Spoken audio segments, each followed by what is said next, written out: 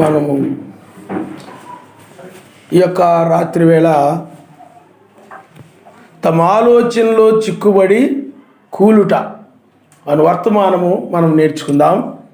తమ ఆలోచనలలో చిక్కుబడి కూలుట.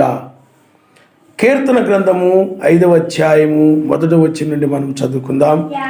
యావే నా మాటలు చెవిని పెట్టుము, నా ధ్యానము మీద లక్ష్యముంచుము. నా రాజా, నా యావే, నా ఆర్తధ్వని ఆలకించుము. నిన్నే ప్రార్థించుచున్నాను. యావే, ఉదయమున నా కంఠస్వరము నీకు వినబడును. ఉదయమున నా ప్రార్థన నీ సన్నిధిని సిద్ధము చేసి కాచియుందును. నీవు దుష్టత్వమును చూచి ఆనందించు సర్వశక్తిమంతుడు కావు. చెడుతనమునకు నీ యొద్ద చోటు లేదు. డాంబికులు నీ సన్నిధిని నిలువలేరు. పాపము చేయు వారందరూ నీకు అసహ్యులు. అబద్ధమాడు వారిని నీవు నశింపు చేయదు. కపటము చూపి నరహత్య జరిగించువారు యావేకు అసహ్యులు. నేనైతే నీ కృపాశయమును బట్టి నీ మందిరములో ప్రవేశించదును. నీ ఎడల భయభక్తులు కలిగి నీ పరిశుద్ధాలయము దిక్కు చూచి నమస్కరించదును. యావే, నా కొరకు పొంచి ఉన్న వారిని బట్టి నీ నిత్యానుసారముగా నన్ను నడిపింపు. నీ మార్గమును నాకు స్పష్టముగా కనబరచుము. వారి నోట యథార్థత లేదు. వారి అంతరంగము నాశనకరమైన గుంట. వారి కంఠము తెరిచిన సమాధి. వారు నాలుకతో ఇచ్చకములాడుతారు. యావే, వారు నీ మీద తిరుగుబడి ఉన్నారు. వారిని అపరాధులుగా తీర్చుము. వారు తమ ఆలోచనలు చిక్కుబడి కూలుదురుగాక. వారు చేసిన అనేక దోషములను బట్టి వారిని వెలివేయుము. నిన్ను ఆశ్రయించు వారందరూ సంతోషించుదురు. నీవే వారిని కాపాడుదువు గనుక వారు నిత్యము ఆనందధ్వని చేయుదురు. యావే, నీతిమంతులను ఆశీర్వదించువాడు నీవే. కేడెముతో కప్పినట్లు నీవు వారిని దయతో కప్పెదవు. కావున నీ నామమును ప్రేమించువారు నిన్ను గూర్చి ఉల్లసింతురు. ఆయన నామముస్తాడు. హల్లెలూయా. చూడండి, సర్వశక్తిమంతుడిని ఆరాధించడము, ఆయన స్తుతించడం అంటే నువ్వు వ్యక్తిగతంగా ఆయన్ని స్తుతించాలి, ఆయన్ని ఆరాధించాలి. ఇక్కడ యావే, నా మాటలు చెవిని పెట్టుము. చూడండి, చాలామంది ప్రార్థన చేస్తూ ఉంటారు. వాళ్ళ ప్రార్థన సర్వశక్తిమంతుడు వినడు. విస్తారమైన మాటల్లో దోషం ఉంటుంది కాబట్టి విస్తరించి మాట్లాడడం వలన తమ మనవి వినబడునని వారు తలస్తూ ఉంటారు. కానీ సర్వశక్తిమంతుడు వాళ్ళ ప్రార్థన ఆయన వినడు. కనుక మనం విస్తరించి, అంటే ఏ విధంగా వాళ్ళు ప్రార్థన చేస్తుంటారంటే మా లోక సంబంధమైన ప్రార్థన చేస్తూ ఉంటారు. లోకరీతిగా ప్రార్థన చేస్తుంటారు. అయ్యా, వాళ్ళని అవి కాపాడు నాయన, ఈ కాపాడు నాయన, బాగా పంటలు పండడానికి సహాయం చేయండి, లేకపోతే మాకు మంచి ఉద్యోగాలు దొరకడానికి సహాయం చేయండి, లేకపోతే పెళ్ళిళ్ళు అయ్యేలాగా కృప చూపించండి, లేకపోతే మా పిల్లలు ఇతర దేశాల్లో ఉన్నారు, వాళ్ళని బాగా దీవించు నాయన. ఈ విధంగా ఈ జీవన సంబంధమైన వాటి గురించి ప్రార్థించే వాళ్ళు ఎక్కువ మంది ఉంటారు. వాళ్ళ ప్రార్థన ఆయన సన్నిధికి చేరదు. వాళ్ళ ప్రార్థన ఏం చేయి చెప్పండి. కానీ ఎవరి ప్రార్థన చేరుతాయి? నీతిమంతుని ప్రార్థన ఆయన సన్నిధి చేరుతుంది. నీతిమంతుని ప్రార్థన ఆయన సన్నిధికి చేరుతుంది. అందువలన ఆ నీతిమంతుని యొక్క ప్రార్థన ఏమిటనంటే ఆయన గణపరుస్తూ ఉంటాడు. నీతిమంతుడు ఏం చేస్తాడు చెప్పండి? మనకి దూతలకు తేడా ఉంది. దూతలు ఏం చేస్తుంటే పరిశుద్ధుడు పరిశుద్ధుడు హల్లెలూయా హల్లెలూయా తప్ప ఇంకేం తెలియదు వాళ్ళకి. ఆ దూతలకి స్తోత్రం స్తోత్రం స్తోత్రం స్తోత్రం హల్లెలూయా హల్లెలూయా అయ్యే తెలుసు ఆ దూతలకి. మనకైనట్లయితే ఆయన కార్యములు జ్ఞాపకం చేసుకుంటూ ఆయన మనం కనపరుస్తున్నాం.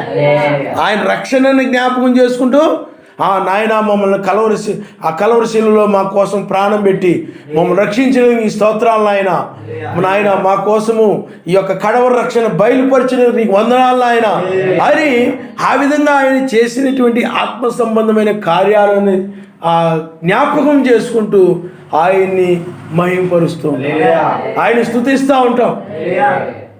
కానీ దూతలైనట్లయితే మరి ఆయన రక్తం కార్చడం వాటి కోసం రక్తం కార్చలేదు కాబట్టి, ఆయన వాటి కోసం సిలువ వేయబడలేదు కాబట్టి, ఆయన కోసము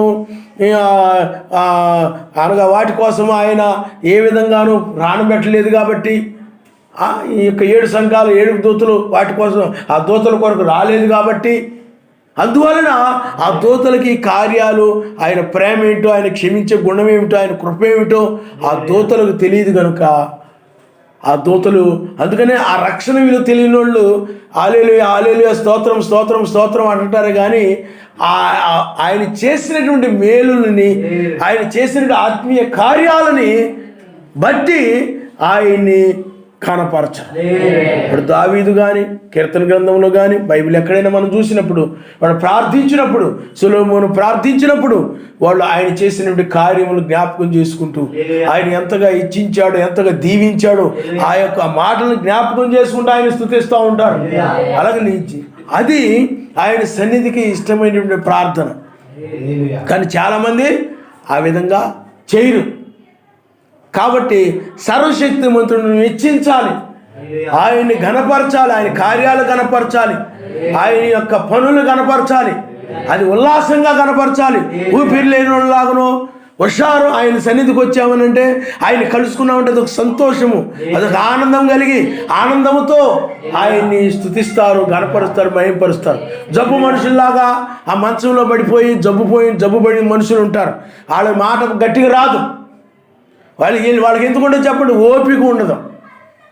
అలాగే ఆ పరిశుద్ధాత్మ మనలో ఉన్న పరిశుద్ధాత్మ బలంగా ఉంటాడు కాబట్టి పరిశుద్ధాత్మ మనలో ఉన్నప్పుడు ఆ స్వరం కూడా బలంగా వస్తుంది. ఆయన నామమున హల్లెలూయా. ఆయన మీద మనసు పెట్టి స్తుతిస్తూ ఉంటారు, ఆయన మీద మనసు పెట్టి ఆయన గణపరుస్తుంటారు ఆ వాక్యాన్ని బట్టి. కాబట్టి ఇక్కడ కూడా ఆయన కార్యాలను బట్టి, అందుకని యావే నా మాటలు చెవిని పెట్టుము, నా మాటలని నీవు చెవిని పెట్టు, నా మాటల్ని నువ్వు ఆలకించు, నా మాటలను నీవు విను అని చెప్పి అక్కడ మనము చదువుతున్నాం. ఆయన నామస్కారం. కాబట్టి నాయన నా మాటలు విను నాయన, నేను చేయి ప్రార్థన.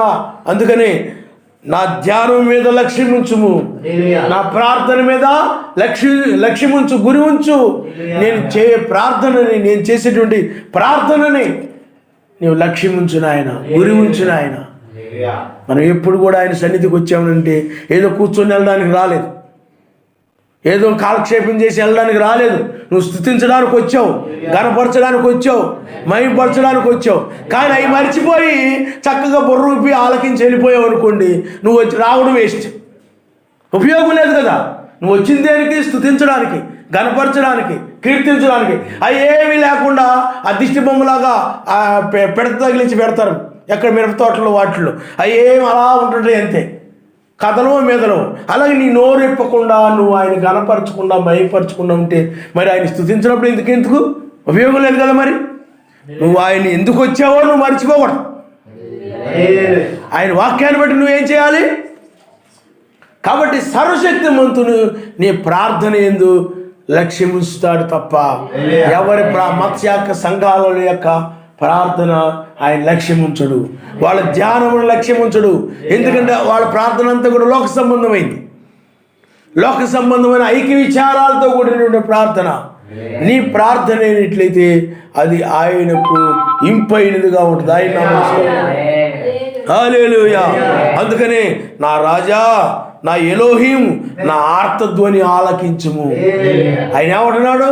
నా రాజా, నా రాజు నీవే. ఆయన కనపరుస్తున్నాడు నువ్వు రాజు అని. రాజు అని తెలుసు. ఆయన్ని చూసిన వారు, ఆయన ఎరిగిన వారు ఆయన ఆ విధంగా గనపరుస్తారు. ఆయన్ని ఎరిగిన వారు ఏం చేస్తారు చెప్పండి? ఆయన్ని గనపరుస్తారు. కాబట్టి ఇక్కడ నా రాజా, నా యావే, నా ఆర్తధ్వని ఆలకించుము. నిన్నే ప్రార్థించుచున్నాను, నిన్నే ప్రార్థిస్తున్నాను. ముగ్గురు గురించి ముగ్గురు అని నేను ప్రార్థించడం లేదు, మిమ్మల్నే ప్రార్థిస్తున్నాను అని అనలేదు. అక్కడ నిన్నే ప్రార్థిస్తూ ఉన్నాను. నిన్నే నాయన. ప్రార్థన అంటే మన తండ్రితో మనం మాట్లాడడమే ప్రార్థన. మన తండ్రితో మనం మాట్లాడడమే ప్రార్థన. మన బలహీనంగా ఉన్నా, నీరసంగా ఉన్నా, కష్టంగా ఉన్నా, ఇబ్బందిగా ఉన్నా ప్రార్థన మానం. ఎందుకని ప్రార్థన మానం?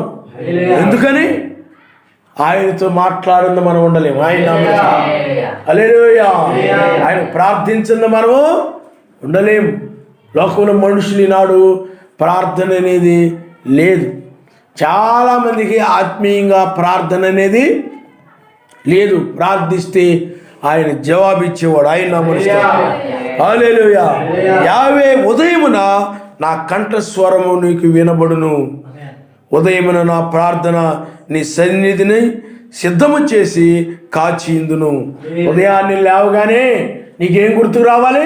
ఆయన గుర్తుకు రావాలి, సర్వశక్తిమంతుడు గుర్తు రావాలి. కొంతమంది నిద్ర లేవగానే గిన్నెలో, సట్టులో, పనులో, అవో ఇవో, ఆ చెంబులో, ఈ చెంబులో అవి ఇవి గుర్తుకొస్తాయి.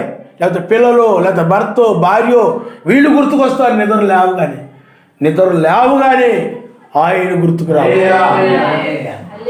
ఆయన గుర్తుకు రావాలి. అంతేగా నిద్ర లేవగానే టైం ఎంత అయింది, నేను బయటికి వెళ్ళాలి కదా, ఆ పని ఉంది కదా, ఈ పని ఉంది కదా, నేను పెందలాడు లేవాలి కదా.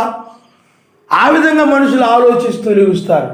కానీ నిద్ర లేవడమే ఆయన్ని తలంచుకుంటూ, లేకపోతే ప్రార్థించాలి, నేను ఇప్పుడు ప్రార్థించాలి అన్న ఉద్దేశంతో లేవాలి, ఆ తలంపుతో లేవాలి నిద్ర లేచినప్పుడు. కాబట్టి అందుకని యావే ఉదయమున నా కంఠస్వరము నీకు వినబడును. చూడండి, సర్వశక్తిమంతునికి ఆయన వధువు యొక్క కంఠస్వరము వినబడును, మిగతా వాళ్ళ యొక్క కంఠస్వరాలు ఆయనకి వినబడవు. లోతున్నోళ్ళు కానీ, బాప్టిస్ట్ వాళ్ళు కానీ, పెంతెకొస్తు ఈ సంఘాలన్నీ కూడా అనేక మంది ప్రార్థన చేయొచ్చు. ఎందుకు వినబడదనంటే ఆయన యొక్క చిత్త ప్రకారంగా చేయి ప్రార్థన కాదు. ఎందుకు కాదనంటే వారు అసలు పరిశుద్ధాత్మే కలిగి లేరు. పరిశుద్ధాత్మ కలిగి చేయువారి ప్రార్థన ఆయన సన్నిధికి చేరుతుంది. ఈ కాలంలో మత్స్యాగ సంఘాల వాళ్ళ యొక్క ప్రార్థన ఆయన సన్నిధికి చేరు. వారు ప్రార్థన చేయొచ్చు, గంటల తరబడి చేయొచ్చు, రోజుల తరబడి చేయొచ్చు, ఏవేవో చేయొచ్చు. ఎందుకు అని అంటే వారు లోక సంబంధమైన, మతశాఖ సంబంధమైన సిద్ధాంతాలలో ఉండి, అన్ని ఆచారాల్లో ఉండి, ఆ చెవులకి, మెడలకి అన్నీ కూడా అలంకరించుకొని ఆ యొక్క విధానంలో ఉండి వాళ్ళు ప్రార్థన చేస్తుంటారు. కానీ ఆ ప్రార్థన ఆయన సన్నిధికి చేరదు. ఎవరి ప్రార్థన ఆయన సన్నిధికి చేరతాది అని అంటే ఆయన యొక్క పరిశుద్ధాత్మ కలిగి ప్రార్థించేవారి ప్రార్థన, ఆయన వధువు ప్రార్థన, ఆయన పిల్లల యొక్క ప్రార్థన ఆయన సన్నిధికి చేరతాడు. అందుకని విసుగుక నిత్యము ప్రార్థన చేయాలని బైబిల్ చెప్తాం. ఆ విసుక్కోకుండా నిత్యం ఎవరు ప్రార్థన చేస్తారు? ఆ అస్తమాన ప్రార్థన, నీ ప్రార్థన ఇప్పుడు నేను రాలేను అని తప్పించుకునేటువంటి స్వభావం ఉండదు. మీకు అర్థమైందా? విసుగు, దాని మీద ఇంట్రెస్ట్ లేక విసుగు వచ్చేసి ఏదో ఒక సాకు చెప్పేసి తప్పించుకునే స్వభావం ఉండదు. విసుక్కోకుండా నిత్యము ప్రార్థించాలనే ఆసక్తి, ప్రార్థించాలనేది ఒక భారము. ఎల్లప్పుడూ ప్రార్థన చేయడి, ఎడతెగక ప్రార్థన చేయడి అని బైబిల్ చెప్తా ఉన్నది కనుక యావే ఉదయమున నా కంఠస్వరము నీకు వినబడును, ఉదయమున నా ప్రార్థన నీ సన్నిధిని సిద్ధం చేసి కాసిందును. ఉదయమున ప్రార్థన. అందుకనే ఆయనకి మొదటగా నిద్ర లేవగానే ప్రార్థన. ఉదయాన్నే నీ ప్రార్థన మొట్టమొదట ఆయన సన్నిధి చేస్తాయి. హల్లెలూయా, హల్లెలూయా. కాబట్టి నీవు దుష్టత్వమును చూచి ఆనందించు సర్వశక్తిమంతుడు కావు, చెడుతనమునకు నీ యొద్ద చోటు లేదు. అంటే ఇక్కడ ఆ ప్రార్థన చేసేటప్పుడు సర్వశక్తిమంతుడు కనపరుస్తున్నాడు. ఆయన అపరిచయుడైనట్లయితే తన గురించి తను చెప్పుకుంటున్నాడు. కానీ నిద్ర లేవగానే ఎవరిని కనపరచాలి? నాయనా, నీవు దుష్టత్వమును చూచి ఆనందించు సర్వశక్తిమంతుడువు కావు. నువ్వు దుష్టత్వమును చూచి ఆనందించేవాడు కాదు. ఈ ప్రపంచం దుష్టత్వంతో నిండిపోయింది. సంఘాలను కూడా దుష్టత్వంతో నిండిపోయాయి, చెడుతనముతో నిండిపోయాయి, దుర్మార్గంతో నిండిపోయాయి. ఎక్కడ చూసినా కానీ చెడుతనము పెరిగిపోయింది. అంటే మోసము, అన్యాయము, ఈ యొక్క నరహత్యలు, ఆ త్రాగుడులు, ఆ దొంగతనాలు, ఇలాగా ప్రతిదీ కూడా అల్లరితో కూడిన ఆటపాటలు, అల్లరితో కూడినటువంటి డ్యాన్సులు, చిందులు ఇవన్నీ పెరిగిపోయాయి. ఆ మూర్ఖత్వం ఎక్కువైపోయింది మనుషుల్లో. మూర్ఖత్వం ఎక్కువైపోయింది. ఇంతకుముందు ఏదైనా చెప్తే మనుషులు వినేవారు, లోబడేవారు. ఇప్పుడు ఏదైనా నువ్వు మంచి మాట చెప్పావు అనుకోనండి, కక్ష పెట్టుకుంటున్నారు నీ మీద, కోపం పెట్టుకుంటున్నారు నీ మీద. అందువలన ఇప్పుడు ప్రపంచంలో ఏమైపోయింది? దుష్టత్వము పెరిగిపోయింది. మనుషుల్లో దుష్టత్వం పెరిగిపోయింది. ఎందుకు పెరిగిపోయింది అంటే ఆయన ప్రపంచానికి సువార్త ద్వారమును మూసివేసి దురాత్మకు వదిలేశాడు. దురాత్మకు వదిలేసరికి ప్రతి ఒక్కరు కూడా దురాత్మ పట్టిన వారై, ఆ దురాత్మ పట్టిన వారే ఆ సాతాను యొక్క కార్యాలు నెరవేరుస్తున్నారు, సాతాను యొక్క క్రియలు నెరవేరుస్తున్నారు. సంఘాల్లో కానీ వెలుపల కానీ దయ్యమునకు విడిచిపెట్టబడినందువలన సాతానుడు సంఘాల్లోనూ వెలుపల లోకములోను వాడు ఇంతకు ముందు కంటే కూడా చాలా ఘోరంగా భయంకరంగా సాతానుడు పనిచేస్తూ ఉన్నాడు. ఆ మనుషుల్లో ఉండి పనిచేస్తూ ఉన్నాడు. అందుకని ఇంతకు ముందు కంటే ఇప్పుడు చెడుతనం బహుగా పెరిగిపోయింది. చెడుతనం బహుగా పెరిగిపోయింది. తర్వాత చూడండి, అందుకని ఆ ఈ దుష్టత్వాన్ని చూసి ఆనందించేవాడు కాదు ఆయన. ఈ దుష్టత్వాన్ని చూసి ఆహా సూపర్, అది సాతానుడు ఆనందిస్తాడు. కానీ పాపాన్ని చూసి, పాపాన్ని చేసి, పాపాన్ని విని, పాప పాటలు విని, ఇవన్నీ చూసి వాడు ఆనందిస్తూ ఉంటాడు. సాతానుడి మనుషుల్లో ఉండి సర్వశక్తిమంతుడు ఆనందించడు. అందుకనే ఆయనలో చెడుతనమునకు ఆయన యొద్ద చోటు లేదు, చెడుతనానికి. అందుకనే ఆయన వధువు కూడా ఆ చెడుతనానికి హృదయంలో చోటివ్వదు, దుర్బోధనకు ఆమె చోటివ్వదు, లోకాశలకు ఆమె చోటివ్వదు, చెడ్డ క్రియలకు ఆమె హృదయంలో చోటివ్వదు, ఆమె హృదయం చెడ్డ తలంపులకు ఆమె హృదయంలో చోటివ్వదు. ఎందుకనంటే ఆయన నీలో నివసిస్తూ ఉన్నప్పుడు, నీవే ఆయన ఆలయమై ఉన్నావు గనుక, నీలో ఆయన నివసిస్తూ ఉన్నప్పుడు నీవే ఆయన మందిరమై ఉన్నావు గనుక అది ప్రార్థనా మందిరముగానే ఉంటుంది తప్ప ఆయన నీలో నివసిస్తూ ఉన్నప్పుడు ఆ యొక్క చెడుతనమునకు నీ హృదయములో చోటు ఉండదు. ఎందుకనంటే ఇది ఆయన యొక్క సన్నిధి, ఆయన ఆలయమే శరీరము. అందువలన ఈ యొక్క నరహత్యలు చేసే ఆలోచనలు కానీ, దొంగతనం చేసే ఆలోచనలు కానీ, వ్యభిచారం చేసే ఆలోచనలు కానీ, లేకపోతే కొండెములు చెప్పే ఆలోచనలు కానీ, పగ సంబంధమైన ఆలోచనలు కానీ, కక్ష సంబంధమైన ఆలోచనలు కానీ, ఇలాంటి ఆలోచనలు వాళ్ళ మీద వీళ్ళ మీద ఆ పగ తీర్చుకునే వరకు కూడా ఆ విధమైనటువంటి ఆ చెడుతనానికి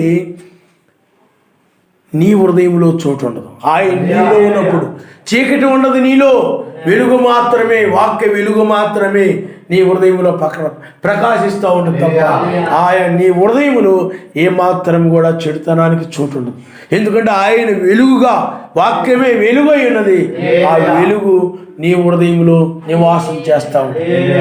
ఆ వెలుగు నీలో ఉండి ఈ యొక్క చెడు కార్యాలని అవి నీలో లేకుండా తీసివేస్తుంది. కాబట్టి అప్పుడు నువ్వు ప్రేమ కలిగి, జాలి కలిగి, కనికరం కలిగి, అలాగా మంచి మనసుతో నువ్వు జీవిస్తూ ఉంటావే తప్ప, మంచి గుణలక్షణాలతో జీవిస్తూ ఉంటావే తప్ప ఇలాంటి చెడ్డ ఆలోచనలు, చెడ్డ ఊహలు అలాంటివి ఏమి కూడా నీలో చెడుకు నీ హృదయంలో చోటు ఉండదు. ఎందుకంటే ఆయనకే నీ హృదయంలో చోటు ఉంటుంది తప్ప, సర్వశక్తిమంతుడికే నీ హృదయంలో చోటు ఉంటుంది తప్ప, ప్రవక్తలకే నీ హృదయంలో చోటు ఉంటుంది తప్ప, నీతిమంతులకే నీ హృదయంలో చోటు ఉంటుంది తప్ప, పాపులకి ఎవరికి కూడా నీ హృదయంలో చోటు ఉండదు. దుష్కార్యములు చేయవారు ఎవరికి కూడా నీ హృదయంలో, నీ ఆలోచనలో చోటు ఆయన గురించే నువ్వు ఆలోచించు. ఆయన నామనిస్తాడు. హల్లెలూయా. ఆ డాంబికులు నీ సన్నిధిని నిలువలేరు. పాపము చేయవారందరూ నీకు అసహ్యులు. పాపము చేయవారిని సర్వశక్తివంతుడు చూసి ఆనందించేవాడు కాదు. ఆయన అసహ్యించుకుంటాడు, చెడుతనం అసహ్యించుకుంటాడు ఆయన. అందుకు బైబిల్ ప్రకారం మనం చూసినట్లయితే మనము శత్రువులు కూడా ప్రేమించడని బైబిల్ చెప్తుంది. లోకంలో అయితే మంచివారినే ప్రేమిస్తారు. లోకంలో మనుషులు ఏం చేస్తారు? మంచివారినే ప్రేమిస్తారు. మీరు అలాగూ కాదు, కానీ మీ శత్రువులు మీరు ప్రేమించండి. మేలు చేసి కీడును జయించండి, మీ శత్రువులు మీరు ప్రేమించండి. ఆయన నామనిస్తాడు. హల్లెలూయా. కీడుకు ప్రతికీడు చేయకూడదు. కీడుకు ప్రతికీడు చేయకుండా మేలు చేయడమే. అందువలన సర్వశక్తిమంతుడు పాపము చేయవారిని ఆయన శిక్షించబోతూ ఉన్నాడు కనుక, అందువలన ఆయనే పగ తీర్చుకునేవాడు కనుక, ఆయనే శ్రమకాలంలో ఆయనే తుడిచిపెట్టేవాడు కనుక నీవు క్షేమాభివృద్ధికరమైన అనుకూలం వచ్చినవే పలకాలే తప్ప వారి క్షేమాన్ని కలుగు చేసి లేకపోతే రక్షించేటువంటి ఆ యొక్క పరసంబంధమైనటువంటి మాటే పలకాలు తప్ప లోక సంబంధమైనది ఏది కూడా పలకకూడదు. అందుకని వెలుగునొద్దకి వాళ్ళు రాలేరు. పాపులు వెలుగునొద్దకు రాలేరు, దుష్టులు ఆయన సన్నిధికి రాలేరు. ఎందుకు? ఇప్పుడు ధనవంతుడు వచ్చి కూర్చున్నాడు అనుకోండి, ఆ ధనవంతుడు పరలోక రాజ్యాన్ని ప్రవేశించడం అనగానే ఆ ధనవంతుడు ఏం చేస్తాడు చెప్పండి? ఇదేం వాక్యం అని చెప్పి రాడు. అలాగే లోకరీతిగా సుఖభోగాలు అనిపించేవారు పరిచయని వలె ఎంతగా సుఖించనో అంతగా వేదన పడతారు, అంతగా ఆ యొక్క నరకంలో ఆ యొక్క శిక్షను అనుభవిస్తారని చెప్పినప్పుడు ఆ యొక్క సుఖభోగాలు అనుభవించే వ్యక్తి వాక్యం దగ్గర రాడు. మీకు అర్థమైందా? అదే వెలుగు సంబంధులు మాత్రమే వాక్యం దగ్గర ఆయన నామనిస్తారు. హల్లెలూయా. అబద్ధమాడు వారిని నీవు నశింప చేయదువు. కపటము చూపి నరహత్య జరిగించువారు యావేకు అసహ్యులు. అబద్ధమాడు వారిని, అబద్ధ బోధలు, వాక్యానికి వ్యతిరేకంగా, సత్యానికి వ్యతిరేకంగా, ఆయన చేసిన కార్యాలకు వ్యతిరేకంగా ఏదైనా మాట్లాడినట్లయితే అది ఏమవుతుంది? అబద్ధమవుతుంది. ఈనాడు సర్వశక్తిమంతుడు ఒక్కడైతే ముగ్గురిని బోధించడం అబద్ధ బోధ. 1963లో అది దర్శనమైతే అప్పుడే రెండవ రాకడ జరిగిందని చెప్పడం అనేది దుర్బోధ. బ్రహ్నాం గారు ప్రవక్త అయ్యుండగా బ్రహ్నాం గారు మనిషి కుమారుడని, ఆయన కెంటకీలో ఆయన దేవుడుగా సంచరించాడని, ఆయనే దేవుడని, అలాగని ఇలాగని, ఇవన్నీ కూడా వాక్య వ్యతిరేకమైన దుర్బోధ. అవన్నీ కూడా వాక్య వ్యతిరేకమైన దుర్బోధం. అర్ధరాత్రి కేక అది 7వ దూత వర్తమానం. కానీ ఇప్పుడు అది రెండవ రాకడని, అప్పుడే రాకడ జరిగిపోయిందని, అర్ధరాత్రి కేకే రెండవ రాకడని, అదే తలరాయని, ఇలాగ రకరకాలైన అబద్ధ బోధలు ఉన్నాయి. వాక్యం యొక్క ఆధారాలు లేకుండా, వాక్యానికి ఆధారాలు లేకుండా. ఎందుకు ఆధారాలు లేవు అని అంటే, మరి ఆయన వచ్చినప్పుడు రెండవసారి వాని క్రియలు చొప్పున ప్రతిఫలం ఇస్తాడన్నది బైబిల్లో. మరి 1963లో అది ఆరంభించలేదు, అది బ్రహ్నాం గారి పరిచర్యలు జరగలేదు. అది జరగనప్పుడు మరి అది అబద్ధమే అవుతుంది. వాక్యానికి వ్యతిరేకంగా మాట్లాడేది ఏదైనా కూడా అది అబద్ధమే. కాబట్టి అక్కడ అబద్ధమాడు వారిని నశింప చేయదు. ఈ అబద్ధ ప్రవక్తలను, అబద్ధ బోధకులను, అబద్ధపు కాపర్లను వీళ్ళందరూ కూడా ఆయన ఏం చేస్తాడనండి, ఆయన నాశనం చేస్తాడని బైబిల్ చెప్తా ఉంది. ఆ యొక్క ఎందుకనంటే అనేక మందికి దుర్బోధనలు చేసి అనేక మందిని వాక్య వ్యతిరేకంగా నడిపించి అనేక మందిని ఆత్మీయంగా నాశనం చేశారు కనుక అలాంటి యొక్క అబద్ధ బోధకులు ఆ సర్వశక్తిమంతుని చేతిలో నశిస్తారు. అదే నీతిమంతులైనట్లయితే, సత్యము ప్రకటించిన వారైనట్లయితే, సత్యమనగా వాక్యమే, బయలుపరచబడిన వాక్యమే సత్యము. ఆ సత్యమును ప్రకటించిన వారు రక్షించబడతారు. అందరికీ కాదు ఈ వర్తమానము, వేకు నక్షత్ర వర్తమానం అందరికీ కాదు, జగత్తు పునాది వేయబడక మునిపే ఏర్పరచబడిన వారికి తప్ప అందరికి మాత్రము కానే కాదు. కపటము చూపి నరహత్య జరిగించువారు యావేకు అసహ్యులు. కపటమైనటువంటి ప్రేమ ఈనాడు మనుషుల్లో మనం చూస్తుంటాం. పైకి మాత్రము నటిస్తూ ఉంటారు, కానీ లోపల అంతా కూడా సాతాను ప్రేమ ఉంటుంది. పైకి మాత్రం ప్రేమ కలిగి ఉన్నట్టుగా ఉంటారు. దావీదు కూడా కపటమైన ప్రేమ చూపించాడు, సౌలు రాజు కూడా కపటమైన ప్రేమ చూపించాడు. పైకి ప్రేమగా మాట్లాడుతుంటారు, కానీ లోపలంతా కూడా దురాలోచనతో ఉంటారు. హృదయంలో ఏదుందో పైకి అది ఉండాలి. హృదయంలో ప్రేమ కలిగి పైన కూడా ప్రేమ కలిగి ఉండాలి, కానీ లోపలేమో దుష్టత్వం పెట్టుకొని పైకి మాత్రం ప్రేమగా తీయగా మాట్లాడుతుంటారు. లోపలంతా కూడా అసూయ పెట్టుకొని, లేకపోతే ఇతరుల మీద ద్వేషం పెట్టుకొని, లేదా కక్ష పెట్టుకొని, ఇలాంటివన్నీ పెట్టుకొని కూడా చెడ్డ మనసు పెట్టుకొని పైకి మాత్రము చక్కగా తీయగా మాట్లాడుతుంటారు. ఇలాంటి వాళ్ళందరూ కూడా నరహంతకులు. మీకు అర్థమవుతుందా? అంటే కపటాన్ని పైకి ప్రదర్శించి వాక్యానికి వ్యతిరేకంగా నడిపించేటువంటి వారు వీళ్ళు ఏమైనారు చెప్పండి? ఆత్మీయంగా హత్య చేస్తున్నారు వీళ్ళు, ఆత్మీయంగా చంపుతున్నారు వీళ్ళు. ఇలాంటి వారు ఉగ్రతలో పడిపోతారు. అందువల్ల ఈ కపటమైన ప్రేమ పరలోక రాజ్యానికి చేర్చదు. అందుకని సాతానుడు వాడు కపటమైన వాడు మోసగాడు. పైన మంచి వేషం వేసుకొని చక్కగా లోపల కుళ్ళు పెట్టుకొని తీయగా మాట్లాడుతుంటాడు. మన సాతాను చాలా ప్రేమగా మాట్లాడుతాడు, ప్రేమ ఉన్నట్టుగా మాట్లాడతాడు, కానీ లోపల మాత్రము నీ గురించి అన్నీ కూడా తప్పులు తీసుకుంటూ ఉంటాడు.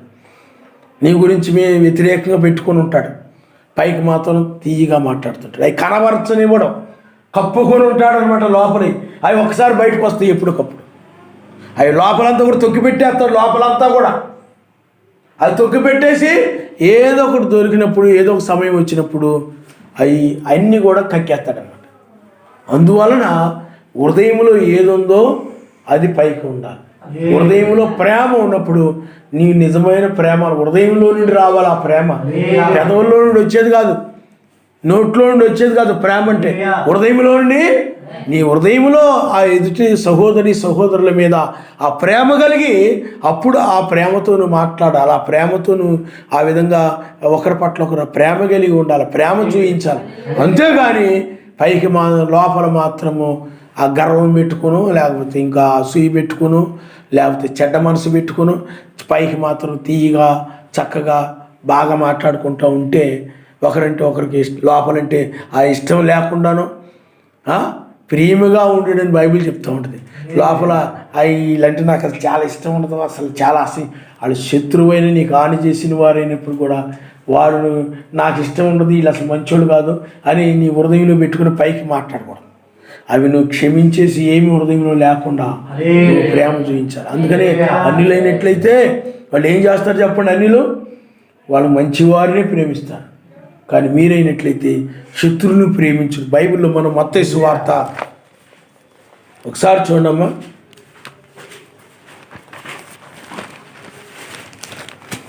మత్తయి సువార్త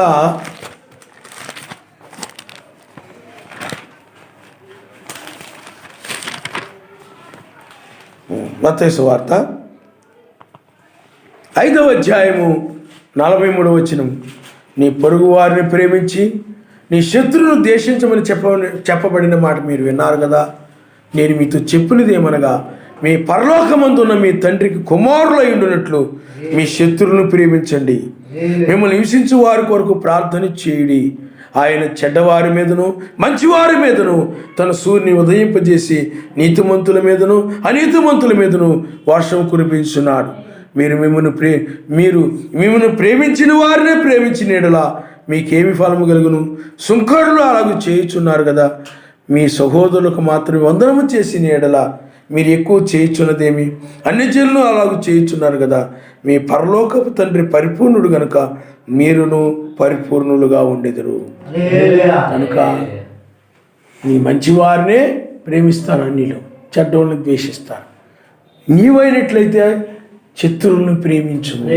నువ్వు మంచి వాళ్ళని ఎలాగ ప్రేమిస్తావో శత్రువులను కూడా అలాగే ప్రేమించాలి. నీ ఇంట్లో వాళ్ళని ఎలాగ ప్రేమిస్తావో వెలుపల వాళ్ళు కూడా అలాగే ప్రేమించాలి. సమాజంలో వాళ్ళని ఎలా ప్రేమిస్తావో బయటి వారి పట్ల కూడా అదే విధమైన ప్రేమ కలిగి ఉండాలి. ఆయన నమ్మనిస్తారు. వాళ్ళు అన్యులు కదా, లేకపోతే ఇంకోరు కదా అని కాదు, కానీ ప్రేమగా ఉండాలి. ఆయన ప్రేమించుచున్నావా? ఏది నీలో ప్రేమ? ప్రేమించుచున్నావా? ఏది నీలో ప్రేమ? యోధా పాదాలు కడిగి రొట్టె విరిచి పెట్టినను ముద్దాడి అప్పగించెను. యోధా పాదాలు కడిగి రొట్టె విరిచి పెట్టినను ముద్దాడి అప్పగించెను. ప్రాణం పెడతానని పేతురు మెస్సయ్యా నిరుగానని, ప్రాణం పెడతానని పైకి అంతా కూడా ప్రేమ చూయించాడు. అది కపటమైన ప్రేమ. పైకి ప్రేమగా వచ్చి ముద్దు పెట్టుకున్నాడు. కానీ ఏమన్నా చెప్పండి, లోపల అప్పగించాలని డబ్బుల మీద వ్యామోహం ఉండి అప్పగించాలి, ఇన్ని ఆ శక్తులకు అప్పగించాలని ఆలోచన లోపల ఉంది. పైకి మాత్రం ప్రేమగా వచ్చాడు. అది ఏమిటి చెప్పండి? కపటమైనటువంటి ప్రేమ. పైకి మాత్రం చక్కగా అది మెస్సయ్యకి తెలుసు. ఆ ఇస్కరియోతు యోధ ప్రేమ ఏమిటో మెస్సయ్యకి తెలుసు. కానీ ఆయన ఎరిగి ఉన్నాడు. అందుకని యోధా, నువ్వు చేయవలసింది త్వరగా చెయ్యి అన్నాడు. అంతే.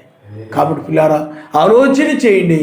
ఓ కపటమైనటువంటి లోకము, కపటమైనటువంటి మనుషులు, పాపులు ఎక్కడ చూసినా కానీ కపటమైన మనుషులే. నమ్మకంగా చెప్తారు, ముంచేస్తారు. ఏదైనా షాప్కి వెళ్ళు, చాలా నమ్మకంగా మనమంటే ఏదో చాలా అభిమానం ఉన్నట్టుగా డ్రింక్ తెచ్చి చై తెచ్చి అడవుడు చేసేస్తాడు ప్రేమ ఉన్నట్టుగా. కానీ లాగేస్తారు నీ దగ్గరంతా. ఆ విధంగా ఎక్కడ చూసినా కానీ మోసం పెరిగిపోయింది, కపటమైన ప్రేమ పెరిగిపోయింది. మంచి ప్రేమ ఎక్కడ? స్వచ్ఛమైనటువంటి ప్రేమ, కల్మషము లేని ప్రేమ, కల్మషము లేనటువంటి ప్రేమ ఆయన యొక్క ప్రేమ. ఆయన నామనిస్తారు. హల్లెలూయా, హల్లెలూయా. అందుకనే కపటమును చూపి నరహత్య చేయవారందరూ యావేకు అసహ్యులు. అందుకనే ఇటీవల ఒకసారి నేను విన్నాను, ఒక వ్యక్తి మీద ద్వేషం పెట్టుకుని అతను చంపాలనుకుని, అతను మామూలుగా చంపడానికి రమ్మంటే వస్తాడు, నీ చంపేస్తాను రారా అంటే వస్తాడా? రాడు కదా.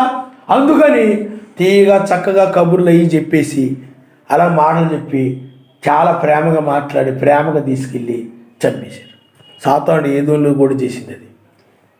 వాడు ప్రేమగా మాట్లాడాడు, కానీ వాడు ఏం చేశాడు చెప్పండి? వాక్యాన్ని నుండి తప్పించేశాడు. ఈ లోకంలో కూడా సంఘాల్లో చాలా ప్రేమ కనపడుతుంది నీకు. మత్స్యాల సంఘాల్లో చాలా తీగా, చాలా చక్కగా ప్రేమ కలిగినట్టుగా ఉంటారు, ప్రేమ చూపిస్తూ ఉంటారు. కానీ అది కపటమైన ప్రేమ. చల్లగా తీయగా చక్కగా ప్రేమతో మాట్లాడి తిరుతంలో నడిపిస్తారు, దుర్బోధంలో నడిపిస్తారు. మీకు అర్థమైందా? కాబట్టి సంఘాల్లో జరిగేటువంటిది అది. కాబట్టి పిల్లరా, అందువల్ల నువ్వేమనుకుంటే చాలా ప్రేమ గల సంఘం అండి, చాలా ప్రేమ. కానీ అక్కడ ఏమిటి చెప్పండి? సాతానుడు ఆ పైకి ఆ ప్రేమను చూపిస్తూ నీకు దుర్బోధన బోధిస్తూ ఉంటాడు. కానీ నువ్వు ఆత్మీయంగా అక్కడ చచ్చిపోయావు. ఆత్మ సంబంధమైన ప్రేమ కాదు అది. పైకి నువ్వు ప్రేమిస్తున్నట్టుగా ఉండి వాక్య విరోధమైన వాటిలో నడిపిస్తూ ఉంటారు. చాలా తీయగా చాలా చక్కగా మాట్లాడతారు. కానీ ఏం జరుగుతుంది చెప్పండి? దుర్బోధనలో నడిపిస్తారు, నరకాన్ని నడిపిస్తారు ప్రేమతో. అక్కడ ఏదో ఆ ద్వేషం ఉంటే వెళ్ళరు కదా చర్చికి. ప్రేమగానే ఉంటారు, అక్కడ కూడా ప్రేమ ఉంటుంది.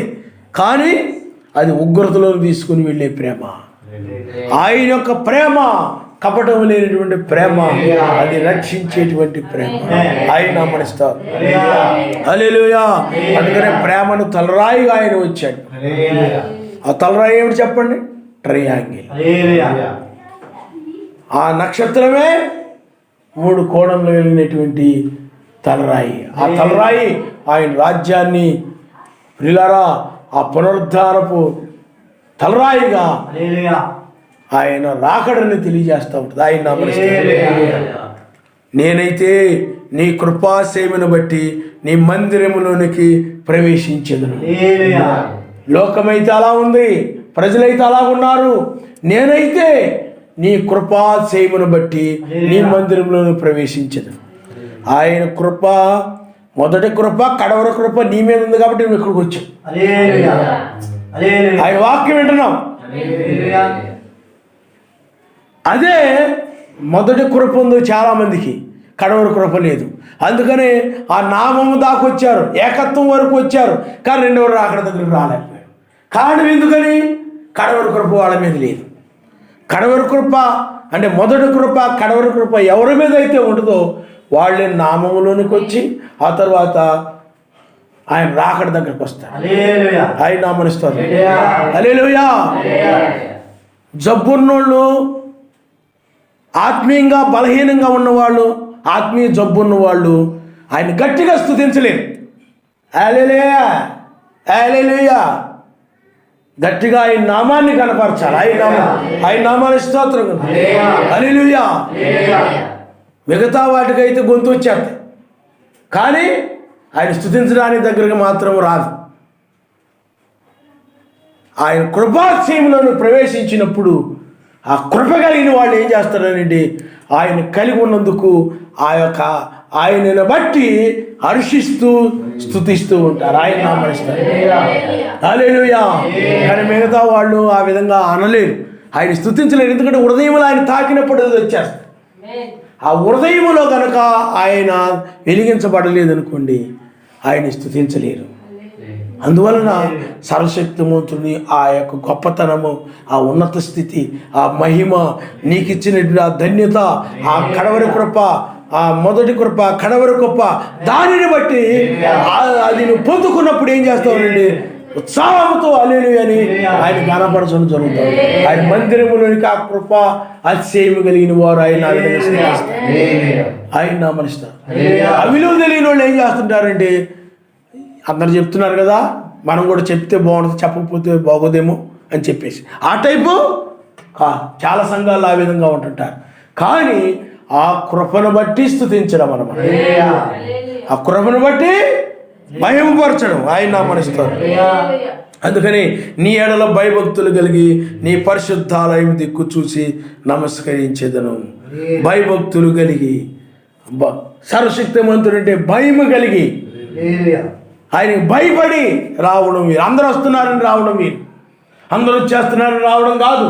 అయ్యో ఈరోజు నేను ఆయన సన్నిధికి వెళ్ళి నేను ఆరాధించాలి, ఆయన స్తుతించాలి, ఆయన గణపరచాలి, ఆయన వాక్యం నేను వినాలి, ఆ వాక్యము ద్వారా నేను మర్చిమైన దాన్ని విడిచి అమర్చితుని నేను ధరించుకొని ఉగ్రతను తప్పించబడాలి. ఆ విధంగా వాక్యానికి భయపడి నేను ఉగ్రతను తప్పించుకోవాలని ఆసక్తితో సర్వశక్తిమంత సన్నిధిలో ఆ విధంగా భయముతో భక్తి చేస్తారు. ఆయన నమస్కారం. హల్లెలూయా. చాలా మందికి అయితే వాక్యం అంటే భయం లేదు. వాక్యం అంటే భయం లేని వారు నిత్యము ప్రార్థన చేయమన్నా అది వినేసి వదిలేస్తారు. ఇంకా అయ్యో వాక్యం అంటే భయపడేవారు, ఆ మాటకు భయపడేవారు నిత్యము ప్రార్థన చేయాలి కదా అని ఆ మాటకు భయపడి నేను కనుక ప్రార్థన చేయకపోతే ఆ వాక్యాన్ని మీరిపోయి నేను పాపినవుతాను అని చెప్పి నిత్యము ప్రార్థిస్తూ ఉంటారు. వాక్యాన్ని భయపడిన వ్యక్తి ఆ వాక్యాన్ని నెరవేరుస్తాడు, ఆ వాక్యాన్ని పాటిస్తాడు, అనుసరిస్తాడు. వాక్యం అంటే భయం లేని వ్యక్తి విని వదిలేస్తాడు, అంతే, విని వదిలేస్తాడు. అలాంటి వాళ్ళ మీద కృప లేదు. ఆయన కృప ఎవరి మీద ఉన్నదనంటే ఆ విధంగా వాక్యంని విని దాన్ని నెరవేర్చే వారి మీద నిత్యము ప్రార్థించమని, నిత్యము ప్రార్థించే వారి మీద ఆయన కృపను, నిత్యము ప్రార్థించమనే మాట విని దాన్ని వదిలేసే వాళ్ళ మీద ఆయన కృప లేదు. ఆ కృప ఉంటేనే ఆ విధంగా ఆయన లేఖనాలు పాటించగలుగుతాయి. ఆ కృపే నిన్ను ఆ విధంగా ఆరాధించేలాగా చేస్తావు, లేకపోతే నువ్వు చేయలేవు. కాబట్టి నీ ఎడల భయభక్తులు కలిగి నీ పరిశుద్ధాలయము దిక్కు చూసి నమస్కరించేదను. యావే, నా కొరకు పొంచి ఉన్న వారిని బట్టి నీ నిత్యానుసారంగా నన్ను నడిపించుము, నీ మార్గము నాకు స్పష్టముగా కనబరుచుము. ఓ, ఆయన నామమే నేనే మార్గం అని చెప్పాడు కాబట్టి ఆయన నామము స్పష్టంగా మనకు బయలుపరచబడింది. ఆయన ఏమైనాడో మనకు బయలుపరచబడింది. ఆయన ముగ్గురు కాదని ఆయన ఒక్కడిని బయలుపరచబడింది. ఆయన రాకడేమిటో ఇప్పుడు మనము ఏ విధంగా మధ్యాకాశానికి వెళతామో ఆ మార్గం అంతా కూడా నేడు మనకి బయలుపరచబడింది. అందుకని ఆ స్పష్టంగా కనబరుచుము. ఆ రోజుల్లో ఆ నామము ద్వారా రక్షణ పొందిన వారికి, ఆ రక్తము చేత ఆ కడగబడినటువంటి వారికి ఇప్పుడు మరలా నీతి, సమాధానం, పరిశుద్ధాత్మ ఆనందము దాని ద్వారా రక్షించబడతారు. ఆయన హల్లెలూయా. ఆ రక్తము గుర్తు కలిగిన వారికే ఈ రక్షణ. రాహాబు అనే స్త్రీ ఉంది, ఆమె రక్షణ అనగే ఎర్రని దారపు గుర్తును కలిగి ఉంది ఆమె, కానీ విమోచన కొరకు మూలుగుతా ఉంది. ఆ దూతలు ఎప్పుడు వస్తారో ఎప్పుడు బయటికి తీసుకెళ్తారు.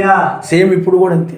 పరిశుద్ధాత్మ కలిగి ఉన్నావు, నామాన్ని ధరించుకుని ఉన్నావు, రక్తపు గుర్తును కలిగి ఉన్నావు, అయినా కానీ ఇప్పుడు ఆయన రెండోసారి వస్తానని చెప్పాడు ఆయన. కాబట్టి ఇప్పుడు వచ్చి ఆయన ఏం చేస్తున్నాడు? పరిపూర్ణంగా లోకం నుండి విమోచించి తీసుకెళ్ళిపోతాడు. ఎరుకోని ఆమెను తీసుకుని వెళ్ళిన రీతిగా నిన్ను కూడా ఇప్పుడు ఈ లోకము నుండి బయటకు తీసుకుని వెళ్ళడానికి ఆయన తన ఖడ్గముతో వచ్చి ఆయన లోకమును నీకు ఇక సంబంధము లేకుండా ఆయన నరికివేసి, అంటే బిడ్డ పుట్టినప్పుడు ఆ బిడ్డ యొక్క ప్రేగు తల్లికి ఉంటుంది అన్నమాట. అప్పుడు ఏం చేస్తారు చెప్పండి? ఆ ప్రేగుని కత్తిరించేస్తారు. ఇంకప్పుడు ఆ యొక్క తల్లి నుండి ఆ బిడ్డ వేరైపోతాడు. సేమ్ ఇప్పుడు కూడా మనము ఆ విధంగా లోకం నుండి మనం వేరైపోతాం. లోకం నుండి వేరైపోతున్నాం మనం. అందుకే నీతి, సమాధానం, పరిశుద్ధాత్మేంద్ర ఆనందము అదే తలరాయి. ఆ తలరాయి ద్వారా మనం రక్షించబడతాం. అంటే నీతి, సమాధాన, పరిశుద్ధాత్మేంద్ర ఆనందం ద్వారా రక్షించబడతాం. అందుకని పరిశుద్ధాత్మ కలిగిన వారికి నీతి, సమాధాన, పరిశుద్ధాత్మేంద్ర ఆనందము దీన్ని పొందుకొని వారు ఈ లోకం నుండి మహిమ శరీరంతో పైకి వెళ్ళిపోతారు. ఆయన హల్లెలూయా. దానియేలు చెప్పాడు, ఆ తలరాయే రెండవ రాకడ. ఆ తలరాయి వచ్చి ఆ యొక్క ప్రతిమ యొక్క పాదముల మీద పడింది అన్నమాట. అది సెకండ్ కమింగ్. ఆ రాయి చేతి సహాయం లేక తీయబడినటువంటి రాయి. ఇప్పుడు ఆ రాయే ఇప్పుడు మనకి అమర్చబడి ఉన్నది. ఆయన అమర్చుతాం. హల్లెలూయా, హల్లెలూయా. నేనైతే చూడండి, నీ మార్గమును నాకు స్పష్టంగా కనబరచుము. మన మార్గం ఏంటి చెప్పండి? నీతి మార్గము. మన మార్గము ఆయనతో సమాధానం కలిగి ఉండే మార్గము. మన మార్గము పరిశుద్ధాత్మతో ఆనందించే మార్గము. ఆయన వాక్యాన్ని బట్టి ఆనందించే మార్గం. కానీ నీకేముండదు చెప్పండి? ఆనందం ఏముండదు. ఆయన వచ్చాడన్న ఆనందం ఉండదు. ఆ రాజ్యానికి నేను తీసుకెళ్తున్నాడని నీకు ఆనందం ఉండదు. దాన్ని బట్టి ఆనందించు. లోక సంబంధమైన వాటి మాత్రం ఇలా ఊగిపోతావు అనమాట చూడగానే. కానీ నీకేం జరుగుతుంది చెప్పండి? ఆయన బట్టి ఆనందిస్తాం. ఆయన వర్తమానాన్ని బట్టి ఆనందం కలుగుతుంది. అంతేగాని ఆయన సన్నిధిలో ఈ యొక్క ఆయన రాకడ గురించి, ఆయన వచ్చాడు ఈ విషయాలు వింటున్నప్పుడు నీరసంగా, బలహీనంగా, ఏదో బాధల్లో ఉండి, విచారాల్లో ఉండి, సంతోషం లేకుండా, ఆనందం లేకుండా హల్లెలూయా అనవు. నువ్వు పరిశుద్ధాత్మ యందు ఆనందముతో, ఆయన యందు ఆనందముతో స్తుతిస్తూ ఉంటారు. ఆయన నమస్తారు. ఆ మార్గం కనబరచబడింది. హల్లెలూయా. కానీ మిగతా వాళ్ళు అయినట్లయితే లోక సంబంధమైన వాటిని బట్టి ఆనందిస్తూ ఉంటారు. ఇదిగో మాకు డబ్బు ఇచ్చాడు ఆయన, మాకు అవి ఇచ్చాడు, ఈ ఇచ్చాడు, ఉద్యోగాలు ఇచ్చాడు, లేకపోతే మా పిల్లలు మంచి మంచి గొప్ప గొప్ప చదువులు చదువుతున్నారు, అందుకు స్తోత్రమని వాటిని బట్టి ఆనందిస్తూ ఉంటారు. వ్యాపారాలను బట్టి ఆనందిస్తూ ఉంటారు, లేకపోతే పదవులను బట్టి ఆనందిస్తూ ఉంటారు, సంతోషంగా ఉంటుంటారు, వాటిని బట్టి ఆనందపడిపోతుంటారు అవి పొందుకున్నామని. కానీ ఆయన వచ్చాడంటే ఎవరు ఆనందిస్తారు? ఆయన వధువు అని. పెళ్లి కుమారుడు వచ్చాడంటే ఆయన కొరకే ఎదురు చూస్తూ ఉన్నప్పుడు ఆయన వచ్చినప్పుడు ఎలా ఉంటుంది చెప్పండి? ఆనందం ఉంటుంది. ఆయన నామస్తు ఆనంద యాత్ర,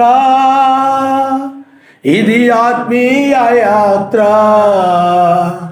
యెషువతో నూతన యెరూషలేము యాత్ర, యెషువతో నూతన యెరూషలేము యాత్ర, ఆనంద యాత్ర,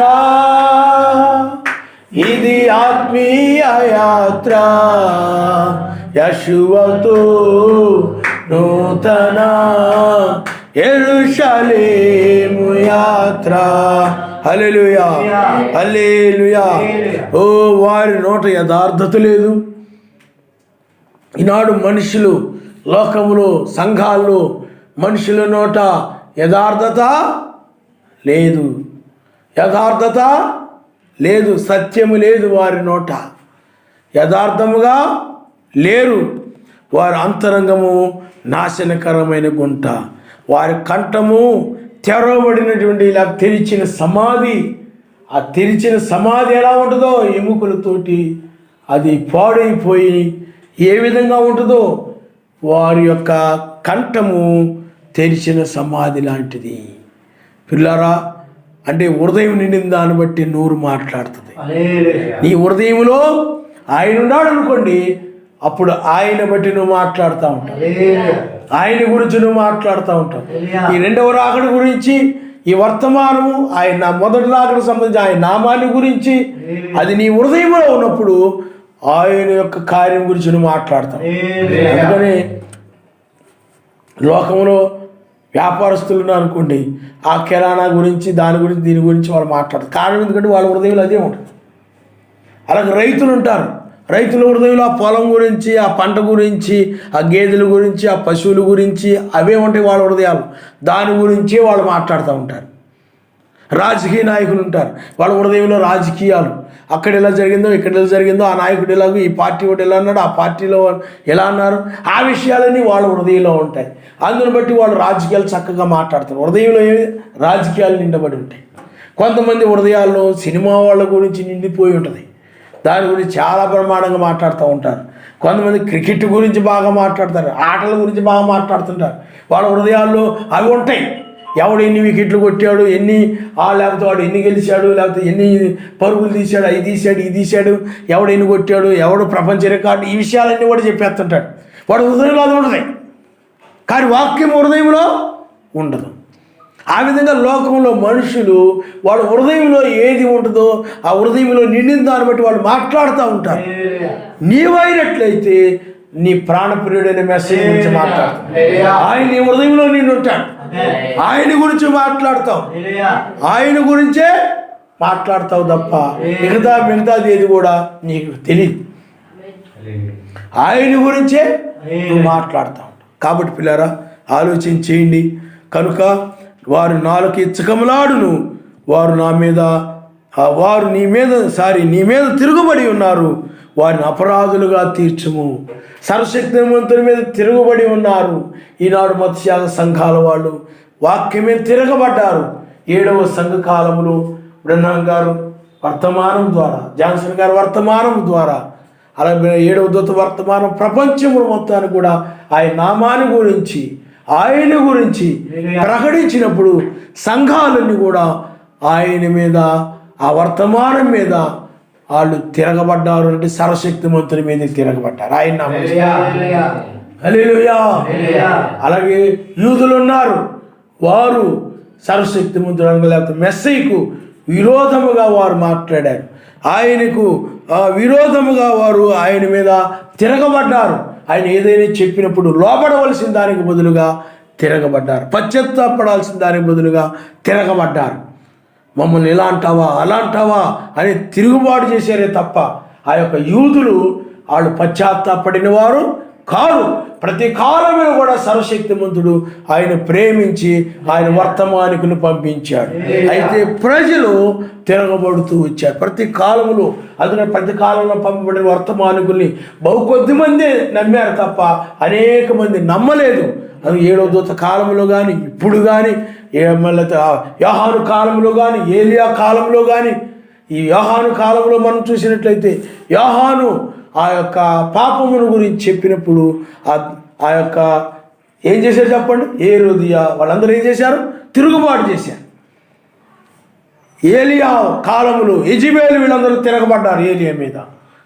ఆ విధంగా తిరుగుబాటు చేసేటువంటి వారు, అందుకని వారిని అపరాధులుగా తీర్చుము. ఎవరైతే వాక్యం మీద తిరుగుబాటు చేశారో, ఎవరైతే తిరుగుబాటు చేశారో ఈ తీర్పు దినములో వాళ్ళు అపరాధులుగా తీర్చబడతా ఉన్నారు. ఎవరైతే వాక్యమునకు ఇప్పుడు విధేయత చూపించారో వారు నీతిమంతులుగా తీర్పు తీర్చబడతారు. తిరగబడిన వారు అపరాధులుగా తీర్చబడతారు. ఈనాడు రోమన్ క్యాథలిక్ సంఘం కానీ బాప్టిస్ట్ సంఘం కానీ ఆ నామం మీద తిరుగుబాటు చేశారు. ఆయన మీద ఒక్కడనే దాని మీద తిరుగుబాటు చేశారు. కాదు, ముగ్గురని తిరుగుబాటు చేశారు వాడు. అంతేగాని ఒక్కడని వాడు ఒప్పుకోలేదు. ఆ రోమన్ క్యాథలిక్ సిద్ధాంతం తప్పు, ఆ క్రిస్టమస్ అనేది తప్పు, లెంట దినాలు తప్పు అని అంటే వాళ్ళు తిరగబడ్డారే తప్ప ఏమాత్రం దాని గురించి ఆలోచన చేయలేదు. కాబట్టి పిల్లారా, ఆలోచన చేయండి. ప్రపంచము సర్వశక్తిమంతుని మీద తిరుగుబాటు చేసింది ఈ లౌదీయ సంఘకాలం. ప్రపంచంలో ఉన్న సంఘాలు, ప్రపంచంలో ఉన్న ప్రజలు ఆయన వైపు తిరగకుండా మెస్సయ్య మీద తిరుగుబాటు చేశారు. సర్వశక్తిమంతుని మీద తిరుగుబాటు చేశారు. అందుకని సమస్త సమస్త ప్రపంచం అంతా కూడా ఈనాడు ఆయన దృష్టిలో అపరాధులుగా ఉండిపోయారు, అపరాధులుగా ఉన్నారు. ఆయన వధువైనట్లయితే ఇప్పుడు ఆమె నిరపరాధి. కారణం ఎందుకనంటే ఆయన అంగీకరించింది కాబట్టి. నువ్వు ఆయన అంగీకరించినప్పుడు నిరపరాధివి. ఈనాడు న్యాయాధిపతి అని ఆయన ఒక్కడని, ఇప్పుడు ఆ ఉగ్రతను తప్పించుకునే సమయం ఇదేనని నువ్వు అంగీకరించినప్పుడు నువ్వు నిరపరాధి. మిగతా వాళ్ళు అయినట్లయితే అపరాధం. ఎందుకని? ఆయన తిరస్కరించారు. ఆయన వాక్యాన్ని ఏం చేశారు? తిరస్కరించారు. ఆయన నామాన్ని తిరస్కరించారు. ఆయన రాకడను కూడా ఈ వధువు సంఘాల్లో ఉన్న దుర్బోధకులు తిరస్కరిస్తున్నారు, తిరగబడుతున్నారు. 1995లో ఆయన ఉరుముతూ మేఘంలో వచ్చాడు. 1996 నుండి వేకు నక్షత్రం పరిచర్య ఆరంభమైందంటే ఈ యొక్క వధువు సంఘాల్లో ఉన్న బోధకులు ఏం చేస్తున్నారంటే వారు తిరగబడుతున్నారు. 1963లో జరిగిపోయింది. బ్రెన్హాం గారి 2వ రాకడ, అద్భుతాలు జరిగాయి, మహత్కార్యాలు జరిగాయి, సూచక్రియలు జరిగాయి. అది ఆయన రాకడ కాకపోతే మరి ఏంటి? ఇలాగూ మనుషులు ఏం చేస్తున్నారంటే ఈ వధువు సంఘాల్లో వాళ్ళు అసలైనటువంటి 2వ రాకడ మీద తిరగబడుతున్నారు. లేఖనాలు చూపించమంటే చూపించరు. వేకు నక్షత్రం పరిచర్య బ్రెన్హాం గారి పరిచర్యలో జరగలేదు. కానీ బ్రెన్హాం గారు చెప్పిన మాటలను అపార్థం చేసుకొని ఆ వాక్యాన్ని అర్థం చేసుకునే స్థితి లేక తిరగబడుతున్నారు. స్త్రీబోధ తప్పు అంటే తిరగబడుతున్నారు. వీళ్ళందరూ కూడా ఇప్పుడు అపరాధులుగా తీర్చబడుతున్నారు. ఏమవుతున్నారు చెప్పండి? అపరాధం. ఆయన నామనిస్తారు. హల్లెలూయా. వాక్యానికి వీళ్ళు ఏం చేయలేదు, లోపడలేదు. ఆయన్ని మహిమపరచండి అంటే గట్టిగా నోరు తెరిచి ఆయన స్తుతించమంటే అలాగ నువ్వు చేసినప్పుడే నువ్వు లోపడినట్లు లెక్క. నీలో నువ్వు హల్లెలూయా స్తోత్రం హల్లెలూయా నీ మనసులో నువ్వు అనుకున్నావు అనుకోండి, నువ్వు లోపడలేదు. వాక్యానికి లోపడడం అంటే ఏది చెప్పావు దాన్ని చేసినప్పుడే నువ్వు లోబడినట్లు లెక్క. లోబడకుండా నువ్వు అలాగే చెప్పుకో, నువ్వు అలా చెప్పుకో, నేను మాత్రం మారను, నేను ఇలాగే ఉంటాను, ఇలాగే స్తుతిస్తాను, ఇలాగే హల్లెలూయా అని ఊపిరిపోయే వాళ్ళలాగా నేను అంటాను తప్ప గట్టిగా ఆయన నేను గనపరచను. ఇప్పుడు నువ్వు లోబడలేదు. లోబడకపోతే ప్రమాదంలో పడిపోతావు. ఎప్పుడు కూడా నువ్వు ఏం చేయాలి? లోబడాలి. ఆయన్ని స్తుతించండి. వాక్యం విన్నప్పుడు ఆయన గనపరచండి, ఆయన మహిమపరచండి. అది ఆయన కావాలి, అది ఆయన కోరుకుంటున్నాడు, అది ఆయన చిత్తం అన్నప్పుడు ఇలా గుడ్లు అప్పగించుకుని ఇలా చూస్తుంటావు తప్ప స్తుతించు అంటే నువ్వు లోబడు. లోబడితేనే నిరపరాధులు అవుతారు. ఆయన హల్లెలూయా. లోబడితేనే నిరపరాధులు అవుతారు తప్ప నువ్వు లోబడకుండా నేను అలా అరుచుకొని నువ్వు ఎన్నిసార్లు చెప్పినా కానీ నేను అలాగే ఉంటాను అనుకుంటే నువ్వు అపరాధివే. వాక్యమునికి లోబట్టలేదు నువ్వు, అప్పుడు నువ్వేమైపోతావు? ఏమి నీ గొంతే నలుగురు వింటారనా? నీలో నువ్వు చెప్పుకోవడం, నీవు స్తుతించడం బట్టి మిగతా వాళ్ళు పురుగొల్పబడాలి. అయ్యో వాళ్ళు చెప్తున్నారు కదా నేను కూడా అలా చెప్పాలి, నేను కూడా ఆయన అలా స్తుతించాలి, నేను కూడా ఆయన అలా గణపరచాలి అని చెప్పి నిన్ను బట్టి మిగతా వాళ్ళు పురుగొల్పబడాలి. అప్పుడు లోబడితేనే నిరపరాధులు అవుతారు తప్ప లేకపోతే అపరాధులు అవుతారు. బైబిల్లో దానియేలు అతడు నిరపరాధి. ఎందుకని? వాక్యానికి లోబడ్డాడు. వాక్యానికి ఏమయ్యాడు చెప్పండి? అందుకని పరమందున్న సర్వశక్తిమంతుని దృష్టిలో నేను నిరపరాధిగా ఉన్నాను కనుక ఆయన నమ్మును. ఆయన లోబడినప్పుడే నువ్వు ఆయన దృష్టిలో నిరపరాధిగా ఉన్నావు ఉన్నట్లు లెక్క. ఆయన లోబడకుండా, నువ్వు వాక్యానికి లోబడకుండా, ఆ వర్తమానికి లేదని చెప్తే దానికి లోబడకుండా, దాన్ని పట్టించుకోకుండా నీ ఇష్టం వచ్చి నువ్వు ఉన్నావు అనుకోండి, నువ్వు అపరాధి, విడిచిపెట్టబడతావు. ప్రతి చిన్న విషయంలో కూడా జాగ్రత్తగా ఉండాలి. అది చిన్నదే కదా, అంతదేముంది, బోల్డ్ నెరవేరుస్తున్నాను కదా నేను, హల్లెలూయా ఆమేనని చెప్పకపోతే ఏమైతే నేను అనుకోగాకు. మీకు అర్థమైందా? ప్రతి చిన్న విషయంలో బైబిల్లో కూడా అక్షరమైన పుల్లైన వదిలిపెట్టకుండా అన్నిటిలోనూ ఉండాలి. ఆయన హల్లెలూయా హల్లెలూయా. కాబట్టి పిల్లారా చూడండి, ఆయన ఏమంటున్నాడంటే వారిని అపరాధులుగా తీర్చుము, వారు తమ ఆలోచనలో చిక్కుబడి కూలుదురుగాక. ఈనాడు ప్రపంచం ఏమైపోయింది చెప్పండి? వాళ్ళ ఆలోచనలో చిక్కుబడి కూలిపోయారు. ప్రపంచం మొత్తం కూడా ఆలోచనలో చిక్కుబడి కూలిపోయింది. మోషే కాలంలో ఇజ్రాయేలీలు వారు ఆలోచనలో చిక్కుబడిపోయారు. ఏ ఆలోచనల్లో? వ్యభిచార సంబంధమైన ఆలోచనలు, విగ్రహ సంబంధమైన ఆలోచనలు, త్రిత్వం అనే ఆలోచనల్లో, లేకపోతే అన్ని సంబంధమైన ఆలోచనల్లో, ఈ ఆలోచనలో చిక్కుబడిపోయారు. ఆలోచనలో నుండి బయటకు రాలేని వారుగా ఉన్నారు. ఒక చేప గనక వలలో చిక్కుబడిపోయి అది తప్పించుకోలేని బయటకు రాలేని పరిస్థితిలో ఉంటుంది అన్నమాట. అది వలలో ఉండిపోద్ది. ఒక పక్షి ఆ వలలో పడిపోయినప్పుడు ఆ వలలో అది చిక్కుబడిపోయి ఆ వలలో నుండి తప్పించుకోలేని పరిస్థితిలో ఉంటుంది అనమాట. ఆ వలకి ఆ విధంగా చిక్కుబడిపోతుంది. ఈనాడు కూడా మనుషులు ప్రపంచం అంతా కూడా లోక ఆలోచనకు చిక్కుపడ్డారు. సమస్త సంఘాల యొక్క సిద్ధాంతాలకు చిక్కుబడిపోయారు. ఆ రోజుల్లో మోషే కాలంలో మోషేకు వ్యతిరేకంగా ఆలోచనలు చిక్కుబడిపోయి వారు అంటే ఐగుప్తు యొక్క ఆలోచనలో చిక్కుబడిపోయి, ఐగుప్తు యొక్క ఆశల యొక్క ఆలోచనలో చిక్కుబడిపోయి వాళ్ళు మోషేకి వ్యతిరేకంగా సణుగుతూ గొణుగుతూ ఆరంభించారు. దాతాను, అబిరమ, కోరహులు అనబడిన వారు ఉన్నారు. వారు ఆలోచనలో చిక్కుబడిపోయారు. వాళ్ళ సొంత ఆలోచనలో చిక్కుబడిపోయారు. వాక్య వ్యతిరేకమైన ఆలోచనలు చిక్కుబడిపోయారు. ఆ వాక్య వ్యతిరేకమైన ఆలోచనలు చిక్కుబడిపోయి అక్కడ మోషేకి వ్యతిరేకంగా వారు తిరుగుబాటు చేశారు. ఏ విధంగా తిరుగుబాటు చేశారంటే సమాజంలో వాళ్ళందరూ కూడా పరిశుద్ధులే. ఎందుకంటే వాళ్ళు విశ్రాంతి దినాన్ని మీరిపోయారు కాబట్టి అంగీలకి నీళ్ళు సూత్రాలు తగిలించుకోవాలని చెప్పినప్పుడు సమాజంలో ప్రతి ఒక్కరు పరిశుద్ధుడే.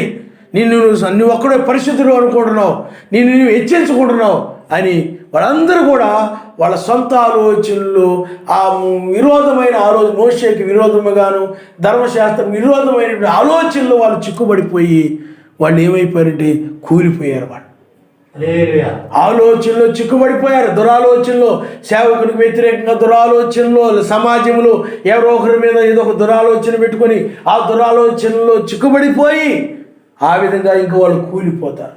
ఇప్పుడు ప్రపంచం యొక్క పరిస్థితి ఏ విధంగా ఉంది? ఏలియా దినాల్లో యెజెబెలు యొక్క ఆలోచనలో చిక్కుబడిపోయారు.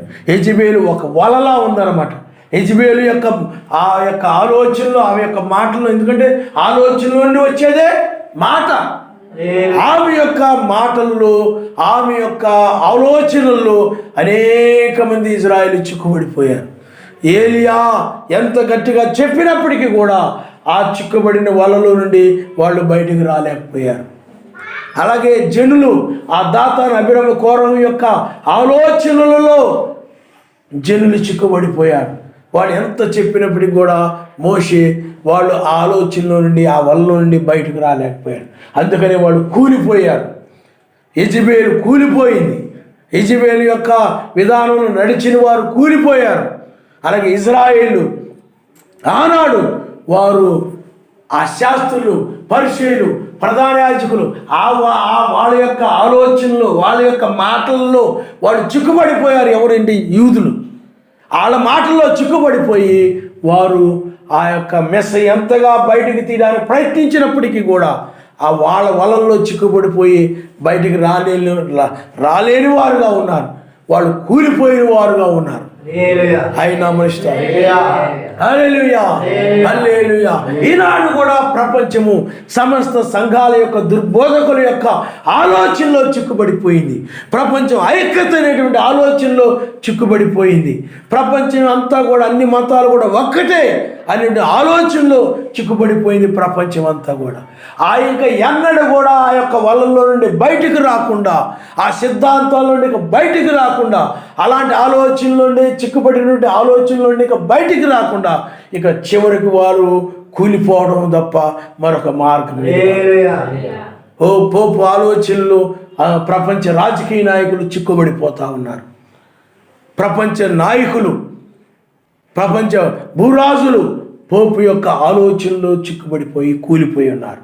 ప్రపంచంలో ప్రతి ఒక్కరు కూడా ఆలోచనలో చిక్కుబడిపోయి ఉన్నారు. ప్రతి ఒక్కరు కూడా ఆలోచనలో చిక్కుబడిపోయారు కనుక కూలిపోయి ఉన్నారు. ప్రపంచం అంతా కూడా ఆలోచనలో కూలిపోయారు, ఆలోచనలో చిక్కుబడిపోయారు. ఒకరి మీద ఒకరు విరోధమైన ఆలోచన కలిగి ఆలోచనలో చిక్కుబడిపోయి ఉన్నారు. మోషే కాలములో మనం చూసాం. అలాగే దానియేలు కాలములో అక్కడ దుష్టులందరూ కూడా మోషే ఆ యొక్క దానియేలుకు వ్యతిరేకముగా ఆలోచన చేసి ఆలోచనలో వాళ్ళందరూ చిక్కుబడిపోయారు. ఆలోచన నుండి వాళ్ళు బయటకు రాలేకపోయారు. అయితే వాళ్ళు సింహాలకి ఆహారం అయిపోయారు. ఇప్పుడు కూడా నీతిమంతులకు వ్యతిరేకంగా ఆలోచన చేసే ప్రపంచాన్ని మనం చూస్తున్నాం. వారు ఈనాడు మనుషులు ఈ యొక్క వ్యభిచారమైన, దొంగతనమైన, అన్యాయమైన, మోసమైన, నరహత్యలైన, చెడుతనములు ఇలాంటి ఆలోచనలో చిక్కుబడిపోయారు. సెల్ ఫోన్ యొక్క వలలో చిక్కుబడిపోయారు కొంతమంది. ఆ యొక్క వాటిలో చిక్కుబడిపోయి వాటి నుండి బయటికి రాలేని వారుగా ఉన్నారు. దాన్ని మానలేనటువంటి స్థితిలో ఉండిపోయారు, అవసరమైతేనే తప్ప. కానీ ఈనాడు కూడా తల్లిదండ్రులు ఏం చేస్తున్నారంటే పిల్లలకు అది ఇవ్వడం గొప్పగా భావిస్తున్నారు. వాళ్ళ పిల్లలకి ఇచ్చి వెళ్ళిపోతున్నారు. పిల్లలు దానికి వాళ్ళకి ప్రార్థన లేదు, ఏమి లేదు. వాళ్ళ ముఖాన్ని వాళ్ళ సెల్ ఫోన్లు ముందు పెట్టుకొని చక్కగా అన్నిటిని కూడా చూస్తూ వాళ్ళు దానిలో ఉండిపోతున్నారు. ఈ తల్లిదండ్రులు గొప్ప అయిపోతున్నారు, మా వాడికి అన్నీ తెలుస్తున్నాయి. కానీ దానిలో వాళ్ళు ఏమైపోతున్నారు చెప్పండి? ఆలోచనలో చిక్కుబడిపోయారు. చదువులనే ఆలోచనలో చిక్కుబడిపోయారు. పెద్ద పెద్ద ఉద్యోగాలు, పదవులు, రాజకీయాలు వీటన్నిటిలో కూడా చిక్కుబడిపోయారు మనుషులు. ఈనాడు ప్రపంచం అంతా కూడా ఈ వ్యర్థమైన లోక సంబంధమైనటువంటి ఆలోచనలో చిక్కుబడిపోయి ఆయన యొక్క రాకడను చూడలేని స్థితిలో ఉన్నాయి. 1963లో రెండవ రాకడ జరిగిందని ఆలోచనలో వధువు సంఘాలు అనేక మంది చిక్కుబడిపోయారు, కూలిపోయారు. వాళ్ళు ఇప్పుడు రమ్మంటే వచ్చే పరిస్థితులు లేరు, వినమంటే వినే పరిస్థితులు లేరు. ప్రతి ఒక్కరు కూడా వారి యొక్క ఆలోచనలో ఎవరికి వాళ్ళే, లోక సంబంధం ఆలోచనలో ఎవరికి వాళ్ళే చిక్కుబడిపోయి కూలిపోయి ఉన్నారు. అందువల్ల ఆయన యొక్క వధువు అయినట్లయితే ఆయన ఆలోచన చేత నడిపించబడతారు, ఆయన నమ్మనిస్తారు. హల్లెలూయా. లోకమనే వలలో, సాతానుని యొక్క వలలో, త్రిత్వం అనే వలలో, ఆ ప్రపంచ ఐక్యత అనే వలలో ప్రపంచమంతా కూడా చిక్కుబడిపోయింది, కూలిపోయింది. ప్రపంచం అంతా ఆలోచనలో కూలిపోయింది. అందుకనే ప్రియులారా, మనమైతే ఆయన ఆలోచించేత నడిపించబడాలి. అందుకని శరీరాశ, నేత్రాశ, ఈ జీవోడంబాన్ని దాటుకొని మనము పైకి వెళ్ళిపోతాం. ఈ ఆలోచనలు పైగా, ఈ లోక ఆలోచనలు పైగా మనం కొనిపోబడతాం ఆ మండలానికి. మనం అందుకని ఆత్మీయంగా మనం కొనిపోబడుతున్నాం. భౌతికంగా ఇక్కడే ఉండొచ్చు శరీరం, కానీ ఆత్మీయంగా మన ఆలోచనలో, లోక సంబంధ ఆలోచనలో చిక్కుపడకుండా, ఐగుప్తు ఆలోచనలో చిక్కుపడకుండా, మీకు అర్థమైంది? ఐగుప్తు ఆలోచనలో చిక్కుపడకుండా యెహోషువ కాలేబులు వెళ్ళినట్టు మనం కూడా వెళ్ళిపోతున్నాం. ఆయన హల్లెలూయా. అందుకనే లక్షల మంది ఆలోచనలో చిక్కుబడి కూలిపోయారు. నీవైనట్లయితే ఆయన ఆలోచన చేత నడిపించబడుతున్నావు. ఆయన హల్లెలూయా. అందుకనే ఆ యొక్క వాక్య వ్యతిరేకమైన విరోధమైన ఆలోచన చిక్కుబడిన వారు ఇంకా వాళ్ళు వాక్యం దగ్గరికి రాలేరు. ఎందుకంటే ఆలోచనలో చిక్కుబడిపోయారు. ఇప్పుడు స్త్రీ బోధ అనేటువంటిది ఉంది, దానిలో చిక్కుబడిపోయారు, దాని నుండి ఇంకా బయటికి రాలేరు. తిరుత్వం అనేది ఉంది, దానిలో చిక్కుబడిపోయారు, రాలేరు. అలా ప్రతిదీ కూడా ఎక్కడికక్కడే సాతానుడు వలలు వేసి, ఆలోచన అనేటువంటి వలలు వేసి వాళ్ళందరూ కూడా ఆ వలలో పడేలాగా చేశాడు. వాడు అందరూ సాతాను యొక్క వలలో చిక్కుబడిపోయారు, దురాత్మ అనే వలలో చిక్కుబడిపోయారు, ఇంకా కూలిపోయి ఉన్నారు అందరూ కూడా. మనమైనట్లయితే అనగా ఆయన వధువైనట్లయితే రక్షించబడేదిగా ఉంది. ఆయన నమస్కారం. హల్లెలూయా. ఓ వారు చేసిన అనేక దోషములను బట్టి వారిని వెలివేయము.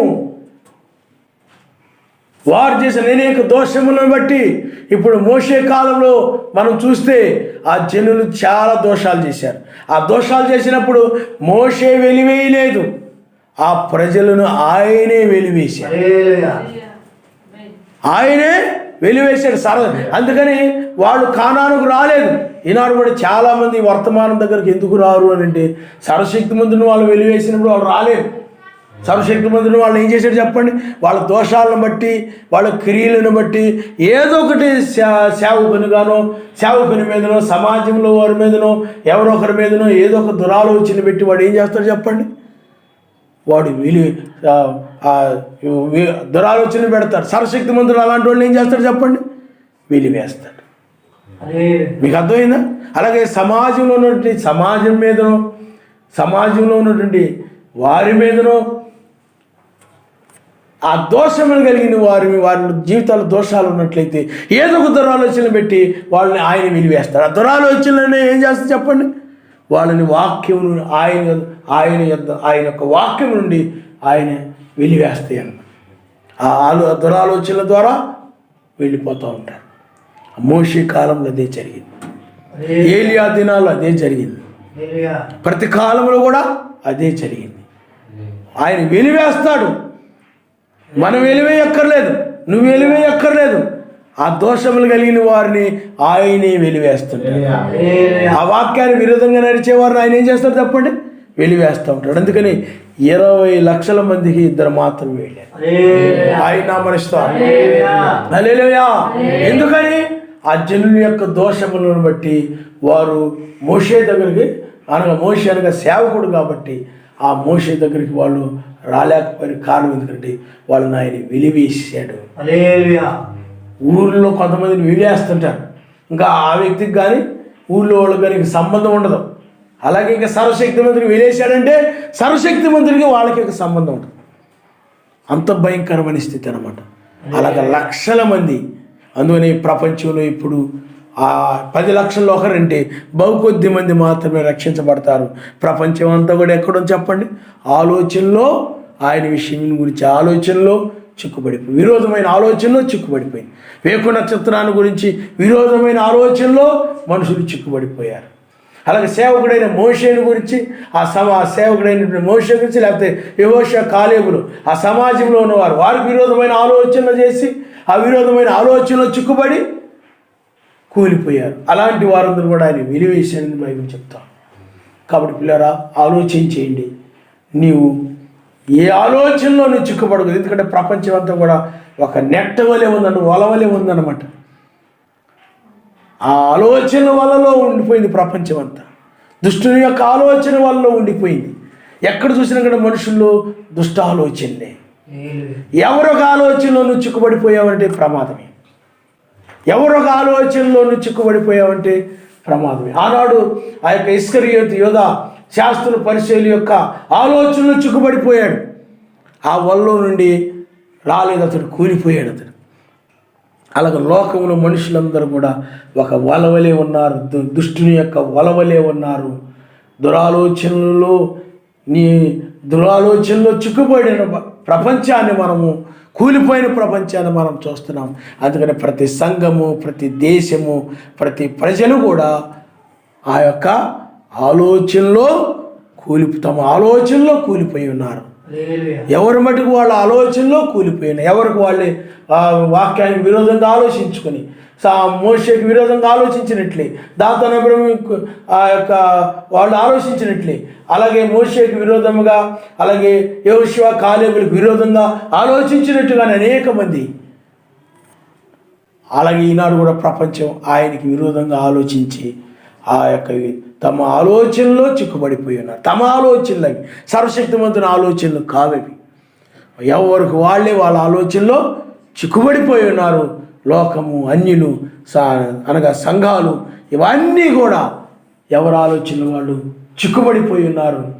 అందుకని చిక్కుబడిపోయిన వారు, అందుకని అంటాడు, ఆ యొక్క వారు చేసిన దోషం బట్టి వారిని వెలివేయము. అందుకనే ఆ కపటమైన నాలుక, ఇవన్నీ కలిగిన వారు, ఇచ్చకములాడు నాలుక, అలాగే వాక్యం మీద, సర్వశక్తిమంతుని మీద తిరుగుబాటు చేసినటువంటి వారు ఆలోచనలో చిక్కుబడిపోతారని వాక్యం చెప్తుంది. అందువల్ల వాక్యమే తిరుగుబాటు చేసినటువంటి ప్రపంచము ఈనాడు వాళ్ళ ఆలోచనలో చిక్కుబడిపోయింది. అమెరికా తమ ఆలోచనలో చిక్కుబడిపోయింది. చైనా తన ఆలోచనలో చిక్కుబడిపోయింది. ఇండియా తన ఆలోచనలో చిక్కుబడిపోయింది. జపాన్ తన ఆలోచనలో చిక్కుబడిపోయింది. అలాగే అరబ్ కంట్రీస్ తమ ఆలోచనలో చిక్కుబడిపోయి, ప్రతి దేశము కూడా వారి యొక్క ఆలోచనలో చిక్కుబడిపోయిన కారణం ఎందుకంటే ఆయన మీద తిరుగుబాటు చేయడం వల్ల. ఎవరైనా ఆయన మీద కనుక, ఆయన ప్రవక్తల మీద కానీ, ఆయన మీద కానీ ఎవరైనా తిరుగుబాటు చేసినట్లయితే వారు ఇంకా సొంత ఆలోచనలోకి చిక్కుపడిపోతారు. ఇంకా వాళ్ళు ఆయన సన్నిధికి రాలేరు, ఆయన వాక్యం దగ్గరికి రాలేరు. లోకానికి కూడా సువార్త ద్వారా లేక ముయ్యబడ్డాయి. అందుకనే ఎవరి ఆలోచనకు వాళ్ళని వదిలేశాడు ఆయన. ఇంకా ప్రపంచంలో ఎవరి ఆలోచనకు వాళ్ళని వదిలేశాడు. అందువల్ల ఎవరి ఆలోచన వాళ్ళు చిక్కుబడి నడుస్తూ ఉన్నారు. కానీ ఆయన దృష్టిలో కూలిపోయి ఉన్నారు. కానీ నిన్ను ఆశ్రయించి వారందరూ సంతోషించారు. అయితే మనం ఆయన్ని ఆశ్రయించి ఉన్నాం. ఈ మనం తెల్లవారుజాములోనే ఉన్నాం. మనకి ఎప్పుడు మనం ఎత్తబడే వరకు తెల్లవారుజామే. మన లోకానికి ఈ తెల్లవారుజాము, పగలు, రాత్రి అన్నీ వస్తూ ఉంటాయి. కనుక మనమైతే మాత్రం ఆత్మీయ తెల్లవారుజాములు. లోకానికి పగల్లో ఉండాలనుకోండి, మనం ఆత్మీయ తెల్లవారుజాములోనే ఉంటాం. మనం నిద్ర మేలుకొని వేళ ఇది. కాబట్టి పిల్లారా, ఆలోచన చేయండి. ఆయన సన్నిధికి వచ్చి ఆయన ఆశ్రయించి వారు సంతోషిస్తారు. తర్వాత నీవే వారిని కాపాడుదు గనుక వారు నిత్యము ఆనందధ్వని చేస్తారు. ఆనందధ్వని అంటే ఏమిటి? స్తుతించడం, ఆయన కనపరచడం. ఆనందధ్వని, ఆనందంతో శబ్దం చేస్తారు అన్నమాట. ఆయన బట్టి, ఆ రక్షణానందం బట్టి, హృదయంలో కలిగిన శుద్ధిని బట్టి, ఆ నీతి గల జీవితాన్ని బట్టి, ఆ సమాధానం కలిగిన దానిని బట్టి ఆనందం ఏం చేస్తా చెప్పండి? ఆనంద ధ్వని. నీలో నుండి వచ్చేది ఏ ధ్వని? ఆనంద ధ్వని. ఏడుపు ధ్వని కాదు, బాధ ధ్వని కాదు, దుఃఖపు ధ్వని కాదు. ఆనందముతో స్తుతిస్తూ ఉంటాం, ఆనందముతో గణపరుస్తుంటాం. అందుకని ఆయన మనకుండగా లోకంలో ఏది కూడా మనకు అక్కర్లేదు అంటుంది బైబిల్. ఆయన నమస్కారం. హల్లెలూయా. యావే నీతిమంతులను ఆశీర్వదించువాడు నీవే. కేడెముతో కప్పినట్లు నీవు వారిని దయతో కప్పెదవు. ఈనాడు మన నీతిమంతులైనటువంటి మనల్ని ఆయన గొప్ప ఆశీర్వాదం ఇచ్చాడు. అదే నిత్యమైనటువంటి ఆశీర్వాదం. నువ్వు పొందుకునే ఆశీర్వాదము నశించేది కాదు, అమర్త్యమైనటువంటి ఆశీర్వాదం. లోకానికైతే నశించే ఆశీర్వాదం. చివరికి వాళ్ళు నిత్య శిక్షకు వెళ్ళిపోతారు. కేడెముతో కప్పినట్లు నీవు వారిని దయతో కప్పెదవు. కేడెమనగా రక్షణ, షీల్డ్. ఇప్పుడు మనను కూడా దావీదు కేడెముతో ఆయన కప్పాడు. దావీదు కేడెము నీతితోను, సమాధానంతోను, పరిశుద్ధాత్మ ఆనందంతో మనల్ని ఆయన కప్పాడు. ఆయన నమస్కారం. నీవు వారిని దయతో కప్పెదవు. కావున నీ నామమును ప్రేమించువారు నిన్ను గురించి ఉల్లసిస్తారు. ఆయన నమస్కారం. చూడండి, ఆయన నామాన్ని ప్రేమించేవారు, ఆయన్ని ప్రేమించేవారు ఉల్లాసముగా ఉంటారు, ఉల్లసిస్తూ ఉంటారు, ఉల్లాసంగా ఉంటారు. అంతేగాని ఏదో పోగొట్టుకున్నట్టుగా లేకపోతే ఏదో కోల్పోయినట్టుగా ఆ విధంగా ఉండరు. ఏదో పొందుకున్నట్టుగా ఉంటారు. మీకు అర్థమవుతుందండి? ఏదో పొందుకున్నట్టుగా ఉంటారు. మీరు చూడండి, రోజు నువ్వు ఒక నెల రోజులు పనికి వెళ్ళావు అనుకోండి, ఆ నెల రోజుల తర్వాత నెల రోజుల చివరిలో నీకు జీతం వచ్చిందనుకోండి, ఆ రోజు నువ్వు ఉల్లాసంగా ఉంటావు, ఆనందంగా ఉంటావు. అంటే లోకంలో మనుషుల గురించి చెప్తున్నాను. ఎందుకంటే వాళ్ళ జీతం వచ్చింది కాబట్టి, శ్రమకు తగిన జీవితం, కష్టానికి తగిన జీతం. అలాగే నువ్వు కూడా ఇంతకాలం ఆయన కోసం ఎదురు చూసావు. ఇప్పుడు ఆయన నీకు ఆత్మీయ జీతాన్ని వారి క్రియలు చొప్పున జీతం ఇస్తున్నాడు. ఇప్పుడు ఈ జీతాన్ని పొందుకున్నప్పుడు నువ్వు ఎలా ఉంటావు? ఆనందంగా కనపడతావు. ముఖం ఏమైపోతుంది చెప్పండి? వెలిగిపోతూ ఉంటుంది, సంతోషంగా వెలిగిపోతూ ఉంటుంది. ఆయన నమ్మనిస్తాం. హల్లెలూయా. కాబట్టి పిల్లరా, ఆలోచన చేయండి. ప్రపంచం ఈనాడు ఆలోచనలు చిక్కుబడిపోయింది. ఇంకా వారి ఆలోచనలకు వారిని విడిచిపెట్టేశాడు ప్రపంచంలో. కానీ మనమైనట్లయితే ఆయన యొక్క కేడెం చేత కప్పబడి ఉన్నాం. ఆయన నమ్మనిస్తాం. తల వంచుకోండి, మనం ప్రార్థన చేసుకున్నాం. ప్రపంచం అంతా కూలిపోయింది. వాళ్ళ ఆలోచనలు వాళ్ళు కూలిపోయినట్లు ఆయన వదిలిపెట్టాడు. ఇంకా ఎవరి ఆలోచనల ప్రకారం వాళ్ళు నడుస్తూ ఉన్నారు. రోమన్ క్యాథలిక్ సంఘం తమ ఆలోచన ప్రకారం అది నడుస్తూ ఉంది. వారు వాక్యం మీద తిరగబడ్డారు, ఏకత్వం మీద తిరగబడ్డారు.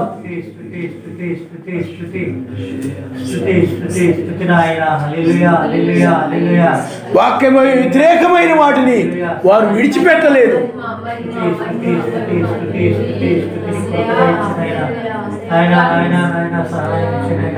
హల్లెలూయా, హల్లెలూయా, హల్లెలూయా.